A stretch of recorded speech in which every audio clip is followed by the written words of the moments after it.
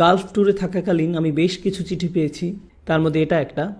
আমি একজন মুসলিম, কুয়েতে অল্প কয়েক বছর ধরে কাজ করছি। আমি ইসলাম ধর্ম গ্রহণ করার খুব কাছাকাছি চলে এসেছি, কারণ আমি আমার অফিসের এক ধার্মিক মুসলিম কলিগকে দেখে মুগ্ধ হয়েছিলাম আর আমি তাকে বিয়ে করতে চেয়েছিলাম। আমি তাই ইসলাম সম্পর্কে আরও জানতে চাচ্ছিলাম। আমি যেই মানুষটিকে পছন্দ করেছি তিনি একজন পাকিস্তানি ভাই। তার কালচার আরও ভালোভাবে জানার জন্য আমি একজন মহিলা কলিগের সঙ্গ নিলাম যে এক পাকিস্তানি পরিবারে বিয়ে করেছিল। আমি ইসলাম সম্পর্কে জানার জন্য কোরআন পড়ছি, আর এতে একজন স্ত্রীকে যে অধিকার দেওয়া হয়েছে তা খুবই হৃদয়গ্রাহী এবং সামঞ্জস্যপূর্ণ।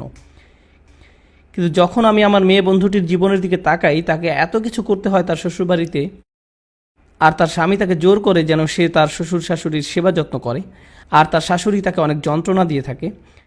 তিনি তাদের স্বামী স্ত্রীর মাঝে ঝগড়া সৃষ্টি করেন। এদিকে তার ননদেরা তাকে সবসময় কাজের মেয়ের মতো খাটায়। তার স্বামী এই ব্যাপারে অনেক কঠোর।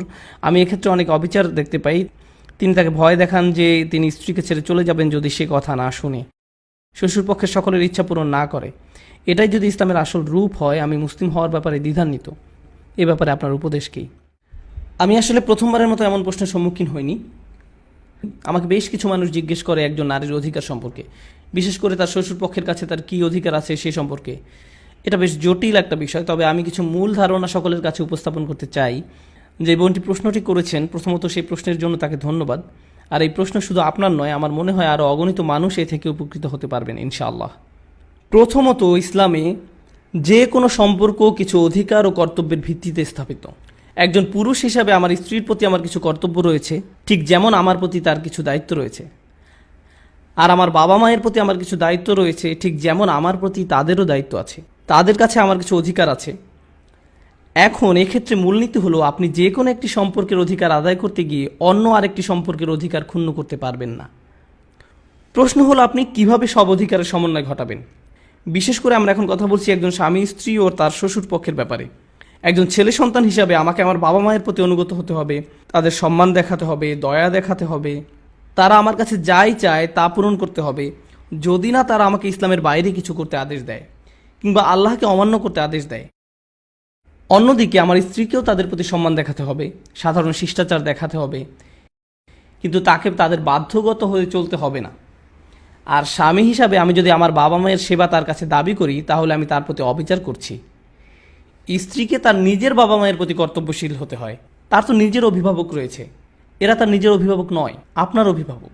যেটা সত্য কথা, রক্তের বন্ধনে যে সম্পর্ক হয় আর বিয়ের বন্ধনে যে সম্পর্ক হয় তা মোটেই এক নয়। তো স্বামী হিসাবে আপনার স্ত্রীর কাছে আপনার বাবা মায়ের সেবা আশা করা এক ধরনের অবিচার, আর ইসলাম তা সমর্থন করে না। এমন কোনো নীতিও দেয়া হয়নি এ ব্যাপারে।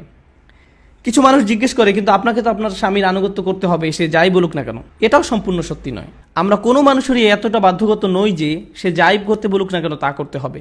আমি আমার বাবা মায়ের আনুগত্য করতে পারবো না তারা যা বলবে তার সব কিছুর ব্যাপারে। আমার বাবা মা যদি আমাকে স্টুডেন্ট লোন নিতে বলতেন, যা সুদের ভিত্তিতে দেয়া হয়, আমি এটা করতে পারি না। এতে আল্লাহর অবাধ্যতা রয়েছে। আর এমন হয় মাঝে মাঝে যে আপনাকে সম্মানের সাথে আপনার বাবা মায়ের অবাধ্য হতে হবে, কারণ তারা অযৌক্তিক কাজ করতে বলছে। এরকমও হতে পারে আপনার বাবা মা আপনাকে বলছেন লোন নিতে, যা সুদের ভিত্তিতে নেওয়া হচ্ছে না, কিন্তু তিনি আপনাকে এমন ব্যবসায় যেতে বলছেন যার ব্যাপারে আপনি নিশ্চিত যে আপনার বেশ ক্ষতি হবে। আপনি নিশ্চিত জানেন যে এই ব্যবসা কোনোভাবেই চলবে না, অথচ তিনি চাইছেন আপনি আপনার জীবনের সব পুঁজি সেই ব্যবসায় ঢেলে দিন। সেই মুহূর্তে আপনার বাবা মায়ের কথা না শোনা তার অবাধ্যতা নয়। এভাবে ভাবলে চলবে না। বস্তুত অভিভাবকের বাধ্যগত থাকার অর্থ যৌক্তিকতার ঊর্ধ্বে নয়। আমরা কোনো মানুষেরই এতটা বাধ্যগত নই যে সে যাই করতে বলুক না কেন তা করতে হবে। আর অবশ্যই আমরা যখন তাদের অবাধ্য হই, আমরা কখনো কোনোভাবেই তাদের অসম্মান করে তা করি না। আর এটাও সত্যি, আমাদের জন্য যদি কঠিন হয়ে দাঁড়ায়, আমাদের প্রতি যদি তারা কঠোরও হন, সেক্ষেত্রেও তাদের আনুগত্য করতে হবে। কিন্তু যদি তারা অযৌক্তিক কিছু একটা করতে বলেন, আমি উদাহরণস্বরূপ বলছি, আমি যদি সব পুঁজি দিয়ে তাদের কথা মতো এমন ব্যবসায় নেমে পড়ি যেটা সফল হবে না, এতে আমি তাদের ইচ্ছামতো কাজ করছি ঠিকই, কিন্তু আমি আমার বাচ্চাদের কষ্টের মুখে ফেলে দিয়েছি, আমার স্ত্রীকে কষ্ট দিচ্ছি, এবং যারা আমার উপর নির্ভর করে আছে তাদের সকলকে সমস্যায় ফেলেছি। আমি এমন কাজ করতে পারি না। তারা আমাকে যা খুশি করতে বলতে পারেন, কিন্তু তারা আমাকে দিয়ে অন্য কারো উপর অত্যাচার করতে পারেন না। এভাবে অধিকার আদায় হয় না। কিছু পরিবার আছে, তারা সেই স্বামীকে জোর করেন কেবল একটা অ্যাকাউন্ট রাখতে, আর তার অভিভাবকরা হলেন সেই অ্যাকাউন্টের কোসাইডার। এভাবে অধিকার আদায় হয় না। এদিকে স্ত্রীকে সপ্তাহে হয়তো কেবল $20 করে পাচ্ছেন। এভাবেও জীবনযাপন করা চলবে না। আপনি এটা করতে পারেন না। আপনি আপনার স্ত্রীকে বিয়ে করেছেন, আপনি তার ওয়ালি হয়ে তাকে তার বাবার কাছ থেকে নিয়ে এসেছেন। আপনাকে এখন তার প্রতি সেসব কর্তব্য পালন করতে হবে যা তার বাবা তার প্রতি করে এসেছেন।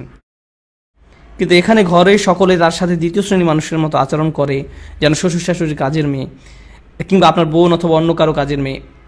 এটা চরম প্রতারণা এবং এটা এমন এক বিষয় যার ব্যাপারে আপনাকে আমাকে শেষ বিচারের দিন জিজ্ঞেস করা হবে। অন্যদিকে অন্য ধরনের চরমপন্থাও আছে। একদিকে আমরা দেখি বউকে বাড়ির কাজের মেয়ের মতো বানিয়ে ফেলা হয়েছে, যা চরম অবমাননাকর, কোনোভাবেই যা ইসলামিক গ্রহণযোগ্য নয়। আর অন্যদিকে আছে এমন সব স্ত্রী অথবা স্বামী যারা তাদের শ্বশুরপক্ষের ব্যাপারে সকলের প্রতি বিদ্বেষপূর্ণ। তাদের কারোর সাথে আমি সম্পর্ক রাখতে চাই না, তাদের মুখও দেখতে চাই না, আমি চাই না তারা আমাদের বাসায় আসুক, আমি চাই না তুমি তোমার মায়ের বাসায় যাও, তার সাথে কথা বলো, আমি তাকে ঘৃণা করি, আমি তাকে সহ্য করতে পারি না, ইত্যাদি ইত্যাদি। এভাবে অত্যাধিক দূরত্ব সৃষ্টি করেন আপনি আপনার স্বামীর পরিবার থেকে। এটাও এক ধরনের চরমপন্থা। তারা আপনার স্বামীর অভিভাবক, তাদের অধিকার আছে আপনার স্বামীর উপর। তারা যেন তাদের নাতি নাতনিকে দেখতে আসতে পারে, তারা যেন আপনার বাসায় ঝগড়া সৃষ্টি হবে এমন দুশ্চিন্তা করা ছাড়াই আসতে পারে, অথবা তাদের উপস্থিতিতে আপনি যেন তাদের সামনে স্পষ্ট অসন্তোষ প্রকাশ না করে বসেন। তো এতে আপনি আপনার দিক থেকে অত্যাচার করছেন আপনার স্বামীর উপর। কারণ তার প্রতি ভালোবাসার প্রতীক হিসাবেও আপনার অন্তত তার পরিবারের সাথে সৌজন্যমূলক আচরণ করা উচিত, ভদ্রতা এবং শ্রদ্ধা করা উচিত। আপনার স্বামী আপনার উপর তা চাপিয়ে দিতে পারেন না, কিন্তু এই আচরণ তো আপনার নিজ থেকে আসা উচিত। এই সৌজন্যমূলক আচরণগুলো তো সব মুসলিমই অন্য মুসলিমের প্রতি করে থাকে। যারা একই পরিবারের অংশ হয়ে গিয়েছে তাদের কথা না হয় নাই বললাম। আমাদের এমনিতেই পরিবারের সদস্যদের সাথে সর্বোচ্চ সুন্দর ব্যবহার করা উচিত। হ্যাঁ, জটিল অবস্থারও সৃষ্টি হয়, বিশেষ করে যৌথ পরিবারের ক্ষেত্রে। সত্যিই অনেক ক্ষেত্রে জটিল পরিস্থিতি তৈরি হয়। অন্য অনেক কালচারের মধ্যে, বিশেষ করে দেশি কালচারে, আমরা সকলে মিলে এক ছাদের নিচে থাকার গুরুত্ব আরোপ করি। আর পরিবারের খরচপাতি বাবা মা পরিচালনা করেন। আর বউকে এই করতে হবে, সেই করতে হবে, একজন ভালো স্ত্রী হিসাবে পরিচয় পেতে। এই নীতি বেশিরভাগ পরিবারের ক্ষেত্রেই কাজে দেয় না। আর যদি কাজে না দেয় বোনেরা, আমি বলছি না আপনারা এক্ষেত্রে বিয়ে ভেঙে ফেলুন, তবে এটা বাস্তবিকই আলোচনার দাবি রাখে, কারণ এই পন্থা ইসলামিক নয়। যদিও আপনারা পুরো পরিবার মিলে এই সিদ্ধান্ত নিয়েছেন, এই সিদ্ধান্তকে ইসলামের আড়ালে লুকিয়ে রেখে ভাববেন না যে ইসলাম আপনার কাছে এটাই চায়। ইসলাম আপনার কাছে এমন কিছু প্রত্যাশা করেনি, এটা আপনার পরিবার চেয়েছে। কিছু ব্যাপারে আপনাকে পরিবারের সকলের সঙ্গে নিয়ে সিদ্ধান্ত গ্রহণ করতে হবে। সুম্মা লা তুসআলুন্না ইয়াওমাইযিন আনিন নাঈম। তোমরা যেসব নিয়ামত ভোগ করো সেই ব্যাপারে তোমাদের জিজ্ঞাসা করা হবে। আমার স্ত্রী, আমার সন্তান সন্ততি, বাবা মা, এরা সবাই আল্লাহর নিয়ামত যা আমি উপভোগ করি, তাই আমার উচিত তাদের অধিকার আদায় করা।